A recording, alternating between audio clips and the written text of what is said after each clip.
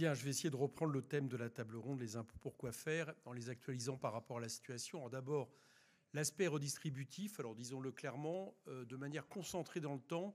Jamais peut-être depuis 2017 et Emmanuel Macron, on a autant accru les inégalités en France et autant réduit l'aspect redistributif des impôts. Alors, il y a tous les chiffres possibles et imaginables. Moi, celui que je préfère, c'est quand même celui qui explique que les 500 plus grosses fortunes de France entre 2017 et 2023 ont vu leur patrimoine, leur part du patrimoine passer dans le PIB de 25 à 42%, presque doublé. Et le PIB, il n'a pas doublé pendant ce temps-là. Donc pour payer le fait qu'ils aient doublé leur patrimoine, ça veut dire que ça s'est fait sur le reste de la richesse de la nation de manière incontestable. Alors comment? Principalement, tout simplement parce que si on prend une partie de ces 500 plus grandes fortunes, et c'est notamment ce qu'on appelle les milliardaires, sur les 147 personnes les plus riches, elles payent moins de 2% d'impôt sur le revenu.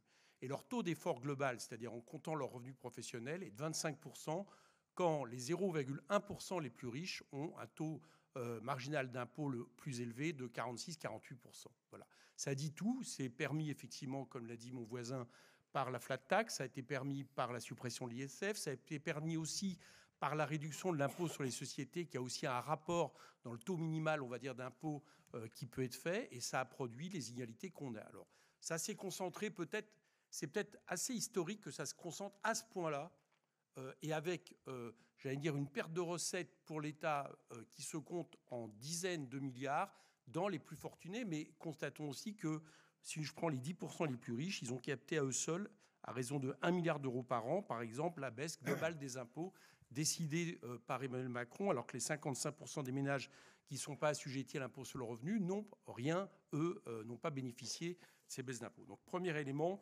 le caractère redistributif. Deuxième élément, le fait que les impôts non progressifs prennent une part de plus en plus importante dans ce pays, et c'est évidemment les impôts les plus injustes.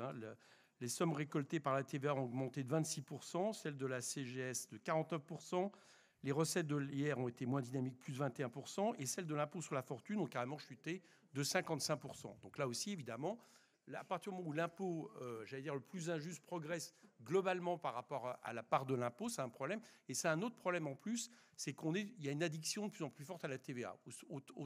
Autrement dit, à chaque fois aujourd'hui qu'on supprime un impôt dans ce pays, par exemple, on le remplace par la TVA. Impôt sur la taxe d'habitation, CVAE, redevance télé, exonération des cotisations. Et ça pose un problème, à mon avis, massif, que finalement l'impôt le plus injuste serve, y compris par exemple, en partie à contrebalancer les exonérations de cotisations, tout simplement parce que justement, c'est le plus injuste.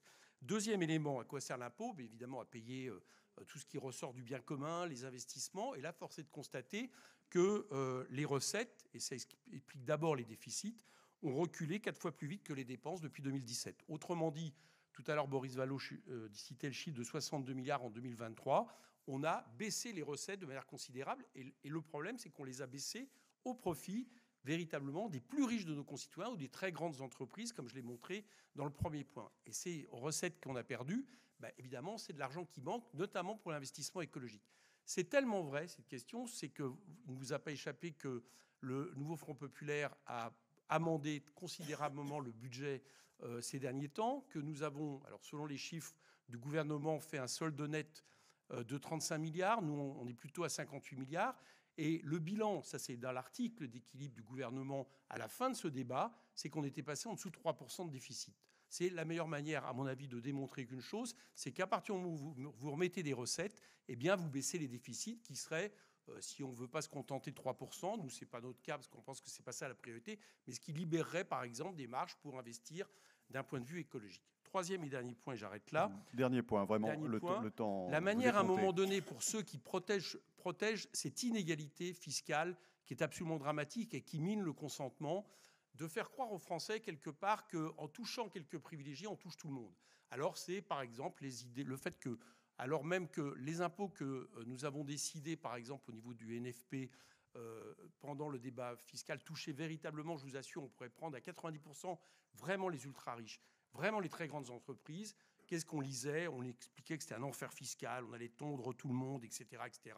Tout comme quand on touche, par exemple, aux successions les plus riches, on nous explique qu'on veut prendre l'héritage de tous les Français en oubliant que 87% des gens qui sont imposés à l'héritage n'ont rien à payer du tout et que près de la moitié de Français ne touchent pas d'héritage. Autrement dit, il y a un travail qui est fait qui mine le consentement à force de vouloir faire en sorte de faire croire que les cadeaux fiscaux aux plus riches, en réalité, bénéficient à tout le monde et que s'en prendre à ces cadeaux ferait qu'on s'en prend à tout le monde, ce qui est évidemment l'inverse de ce qu'on veut faire.